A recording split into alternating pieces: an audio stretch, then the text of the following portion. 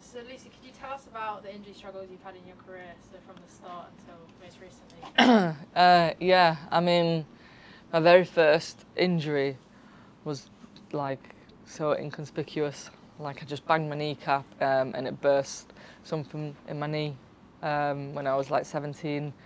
I ended up getting an injection to fix it that you have like, I think that's like a 1 in, don't know, like 500,000 chance of an infection, and I got the one. So yeah, I had to go to hospital and have my knee all washed out and treated, and then coming back from that, my other knee basically was just taking on a lot of load because I was training really hard on my own, didn't really have a lot of support or help, and yeah, it just ended up hurting my other knee, and from that moment on, my other knee's just constantly had like an issue. So I think the thing for me that's always been frustrating is that like it could have been prevented had I had some support around injuries at the time. But yeah, women's football 15 years ago wasn't where it is today. So if I did get any support, it would be if my mum was taking me somewhere or doing something with me, which was not always possible. Yeah, so I ended up having 3 knee surgeries under the age of 22, missed 2 years of football. Yeah, that kind of good age for most players is 20 to 22. You normally getting into senior squads, you're starting to get a little bit noticed a little bit as a young player and doing well. And yeah, I was sat on the sideline in crutches and brace.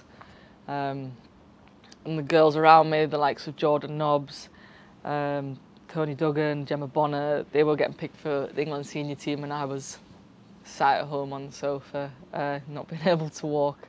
So that was quite difficult. But I think the thing with my injuries is it's always given me the mentality that I felt 2 years behind everyone. So I worked my socks off for years and years, not realising that I caught everybody up and just carried on that like projection. And then yeah, recently, obviously my knee then always kind of gives me a few niggles. So then 2015 I had a clean up, and then yeah, earlier this year I had another one with a small bone taken out. So my knee is in very good condition considering, and I just had to learn how to look after myself well.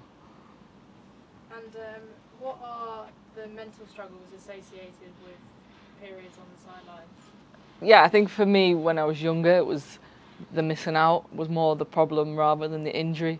And I think as I've got older, because I've not felt as much missing out, dealing with the injury side's been not easy, but I think it's quite like systematic. Like you have a protocol that you have to follow. You have to do X, Y, and Z before you can do the next thing. And the frustration only comes when your body doesn't allow you to do those next things.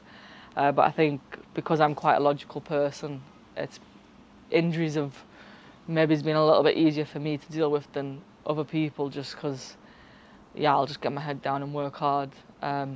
Tell me what I need to do and I'll go out and do it. But it can be quite tedious, especially if you've repeated the same injury and you're repeating the process 3, 4, 5 times. It's quite mind-numbing. But I think knowing the end goal and what you can do after that once you're fully fit is something that has always kept me focused, and probably not so much down on myself.